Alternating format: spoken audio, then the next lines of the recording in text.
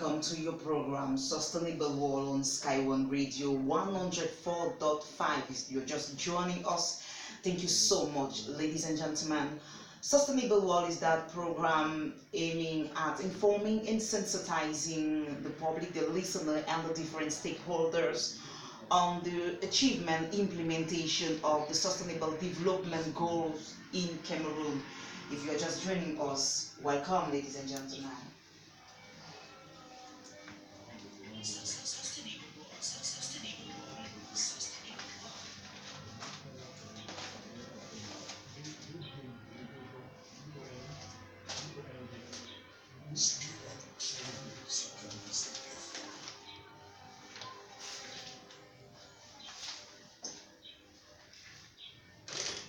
Let us start this edition of your program Sustainable World with the international news coming from the Cameroon national newspaper Cameroon Tribune. From the one of Monday, talk about German Unity Day celebrated in Cameroon in Yaoundé. The 29th anniversary was an opportunity to reflect on the journey covered. The Yaoundé Hilton Hotel was on Friday, October 4th, 2019, full of color as the diplomatic family, friends, and well-wishers came out en masse to celebrate the 29th anniversary of the German Unity Day. The German Unity Day, instituted in 1919, is to commemorate the reunification of the Federal Republic of Germany and the German Democratic Republic after 45 years of separation. This year's celebration under the motto Courage Connects was an opportunity to reflect on the progress made in the unification process and the work still to be done. Speaking during the ceremony, the German ambassador to Cameroon, His Excellency Dr. Hans-Dieter Stell, accompanied by the Minister Delegate to the Minister of External Relations in charge of relations with the Islamic world, Adum Gargoum, said the German reunification was possible thanks to the courage of the citizens of East Germany and the confidence of our partner countries in the peaceful development of a united Germany.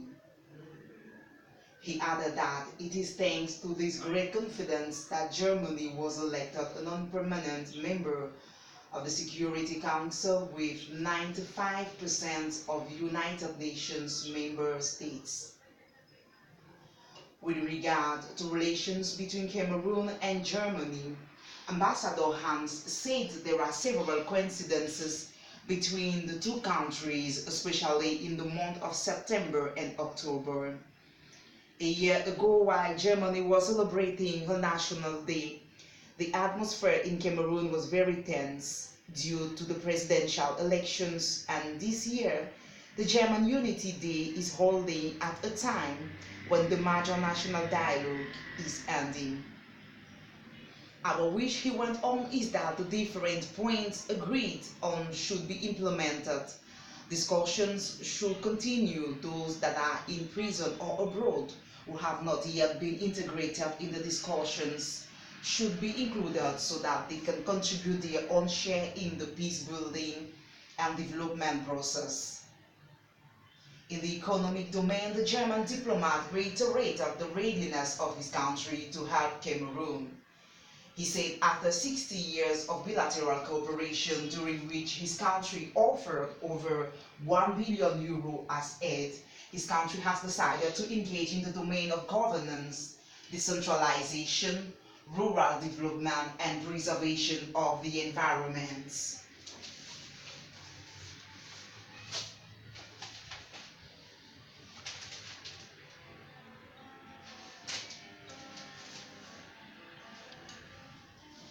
The Cameroon Tribune of Tuesday talked about Brexit deal, European Union to decide this week. The information was made public after a telephone conversation between the French President Macron and British Prime Minister Boris Johnson. The European Union will by the end of this week decide whether a Brexit deal is going to be possible. The announcement was made by French President Emmanuel Macron after a telephone conversation with British Prime Minister Boris Johnson. A French government official said President Macron told Mr. Johnson that negotiations should continue swiftly in order to evaluate at the end of the week whether a deal is possible that respects European Union principles. Both parties have been trying to find a new agreement in time for a summit of European leaders on 17 and 18 October 2019. Over the weekend, Mr. Johnson said the European Union should not be lulled into thinking there will be a delay to Brexit beyond 31st October, even though the law requires him to request for delay if a deal is not agreed by 19 October. Mr. Johnson's Europe advisor David Frost was expected to hold further discussions with the European Commission while Brexit Secretary Stephen Barclay visits European Union capitals. Arrangements for preventing a hard border on the island of Ireland continue to be a sticking point, with the European Union calling for fundamental changes to the UK's latest proposal. Under the Benn Act passed last month, the Prime Minister must write to the European Union requesting a Brexit extension if no deal is signed by Parliament by 19 October, unless MPs agree to a no-deal Brexit. According to Mr. Johnson's proposals, which he calls a broad landing zone for a new deal with the European Union, Northern Ireland would leave the European Union's customs union alongside the rest of the UK at the start of 2021. Northern Ireland will continue to apply European Union legislation relating to agricultural and other products if the Northern Ireland Assembly approves.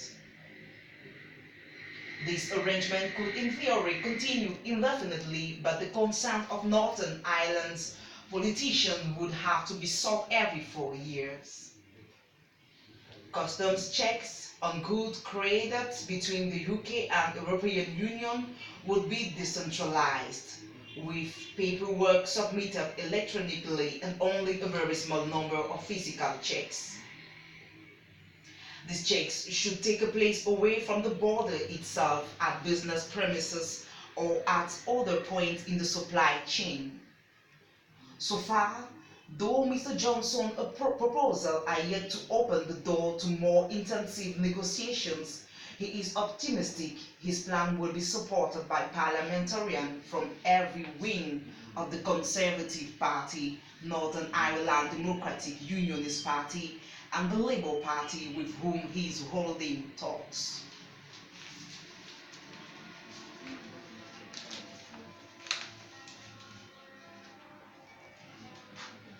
The Cameroon Tribune of Thursday talked about Ivory Coast Gbagbo contest liberation conditions.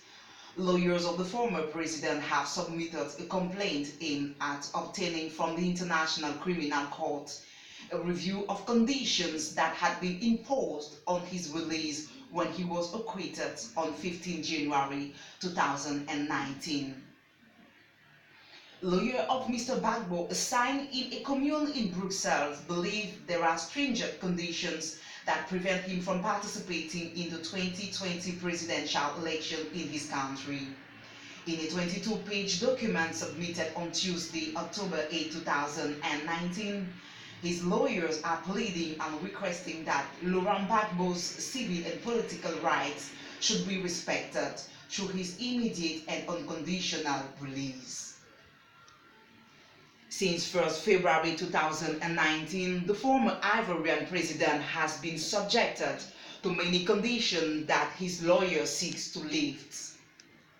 One of Gbagbo's lawyers, Emmanuel Altit, considers these conditions arbitrary as no court text imposes such. He adds that the conditions imposed on Laurent Gbagbo prevent him from participating in the campaign for the presidential election of 2020 or run for the office. The former president's defense accuses the court of preventing him from participating in the public life of his country. because he cannot go to Cote d'Ivoire, but could leave Belgium only after having obtained the authorization of the court. It should be noted that prior to his release, Mr. Gbagbo signed an undertaking to abide by all instructions and orders from the court.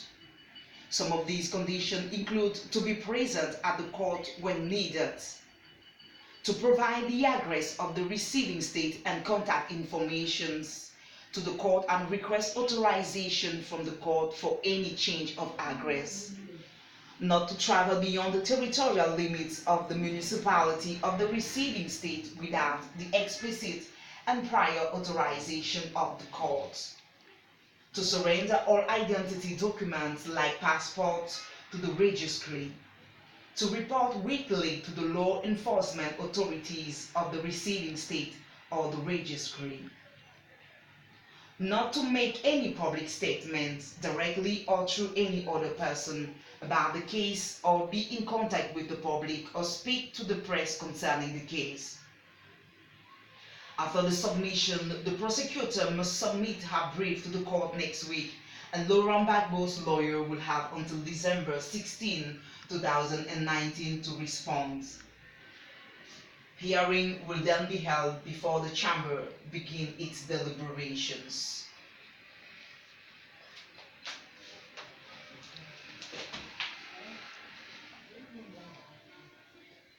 The last but not the least, the Cameroon Tribune of Friday is talking about Ghana, where lecturers are suspended after sex scandals.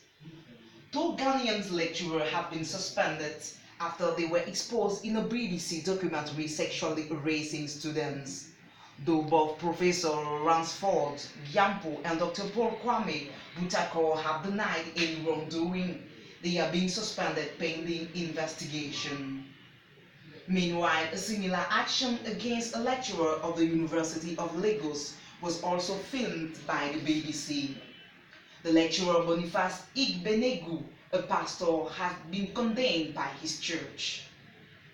The films, which have sparked widespread social media comments, explored alleged sexual harassment by members of staff at the two top West African universities.